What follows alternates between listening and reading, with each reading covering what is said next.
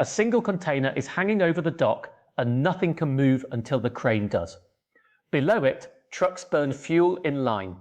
On the ship, thousands of boxes wait for their turn. Along the berth, workers pause because every schedule depends on this steel arm lowering one load, locking onto the next, and repeating the cycle without delay. If it stops, the ship stays tied up. The next ship waits offshore. Cargo misses trains, warehouses, and delivery windows.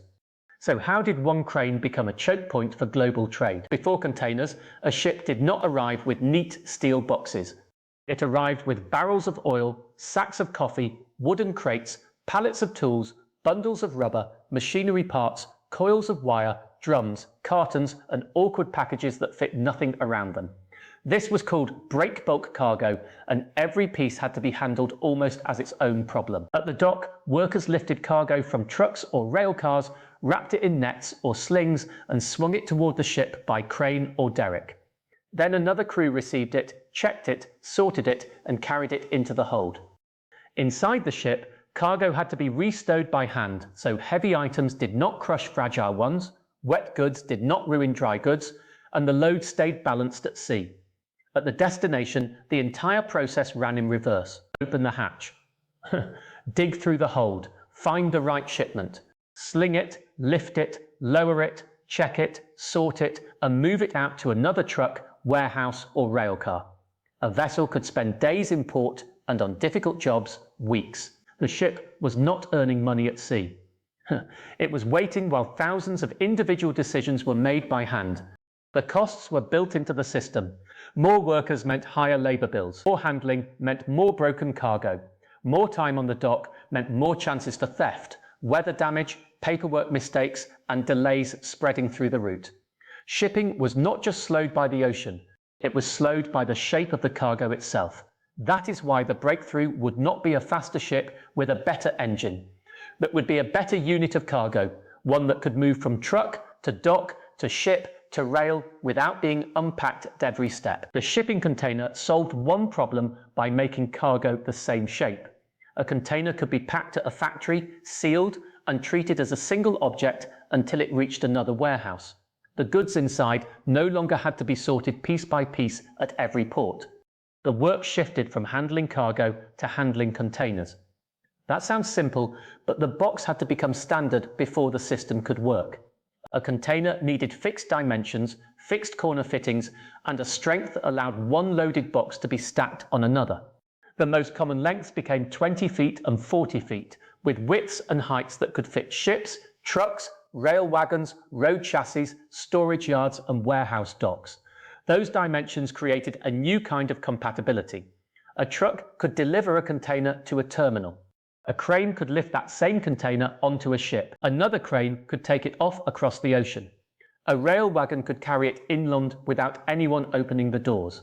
But standard dimensions did not automatically create speed. A port still had to find the correct box among thousands. It had to connect to that box without damaging it. It had to lift tens of tons straight up, move the load sideways, lower it onto a ship cell or a waiting chassis, and release it with only a small margin for error. Doing that once was engineering. Doing it hundreds of times in a shift in wind, rain, noise, and tight schedules was an industrial process. This is where the familiar container story changes.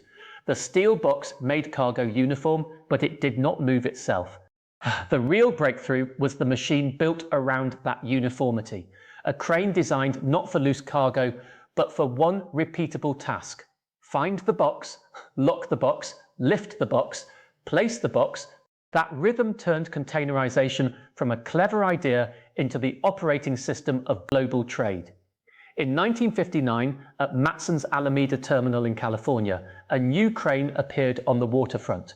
It was called the Portainer, and it was developed by PepsiCo for a very specific job, moving standardized containers between ship and shore.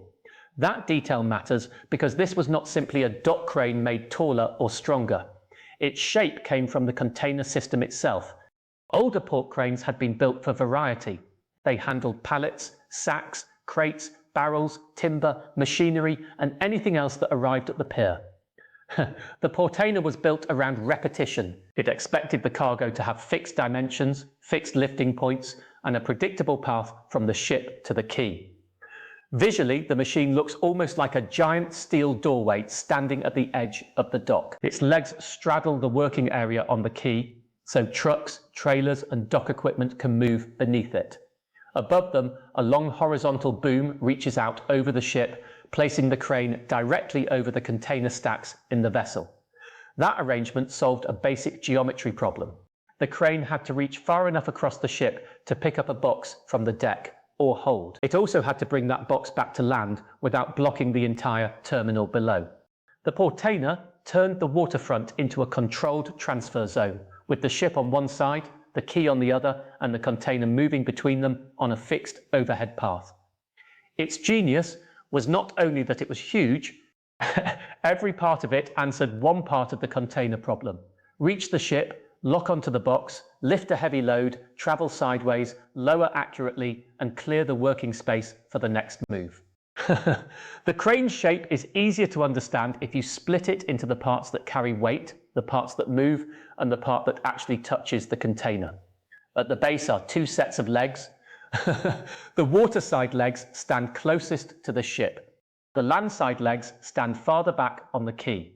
Together they hold up the main frame and create the open working space underneath, where trucks, trailers, and yard vehicles pass through without interrupting the lift cycle. Above the legs is the boom, the long steel arm that reaches out over the vessel. When a ship is being worked, the boom extends across the container stacks. When the crane needs clearance, the boom can be raised, opening space for the ship to move in or out of the berth. Running along the boom and the upper structure is the trolley. This is the moving carriage that travels between ship and shore. It does not lift the container by itself. It positions the lifting equipment horizontally, carrying it out over the ship, then back over the quay. The vertical movement comes from the hoist. Steel ropes run from the trolley down to the load, raising and lowering it with controlled precision. Near this system is the operator's cab, placed where the operator can see the container, the ship cell guides, and the landing area below. The most important piece hangs at the end of the hoist, the spreader. It is a rectangular lifting frame built to match the top of a standard container. The spreader lowers onto the box, aligns with its four corner castings, and locks into them with rotating twist locks. That connection is the reason the system works. Inside the container might be electronics, coffee, furniture, or machine parts, but the crane does not need to know any of that. The corner castings give every box the same lifting points. The spreader turns countless different cargoes into one standardized lift. Once the spreader is locked, the crane becomes a repeating machine. The trolley carries the spreader out over the ship and stops above the target container. The hoist lowers the spreader into the stack, sometimes between containers with only a narrow clearance on each side. The twist locks turn into the corner castings, sensors confirm the connection, and the hoist lifts the box clear of the cell guides. From there, the trolley travels back toward the shore with the container suspended beneath it. The operator has to control sway, match the landing point, and keep the cycle moving without wasting motion. At the quay, the hoist lowers the container onto its next connection in the transport chain. That landing point depends on the terminal plan. The box may go directly onto a truck chassis waiting under the crane. It may be placed onto terminal equipment that feeds a rail-linked operation. Or it may be set down in a precise yard position where another machine will stack it until customs clearance, pickup, or transfer. Then the spreader releases, rises, and heads back over the vessel for the next container. One cycle is complete. The crane does not pause to admire the lift. It returns to the stack, finds the next box, and repeats the same sequence again. The speed of that sequence is why the crane matters so much. Saving a few seconds on one move sounds small, but a large ship can require hundreds or thousands of moves during a single port call. Seconds become minutes, minutes become hours. Hours determine whether a vessel leaves on schedule. A slow crane cycle also spreads delays beyond the berth. If the ship stays longer, the berth remains occupied for the next vessel. Trucks wait at the gate or under the crane. Rail departures may miss their planned loading window. The vessel may reach its next port late, disrupting the rotation that carriers build across entire trade lanes. That is how one steel machine becomes a timing device for global trade. Every lift connects the ship, the terminal, the road network, the rail network, and the next link in the supply chain. That frozen container from the beginning is not just waiting for a ride, it is waiting for a specific sequence of machines, people, and appointments to line up. If the crane assigned to that bay stops, the ship cannot simply skip around the problem for free.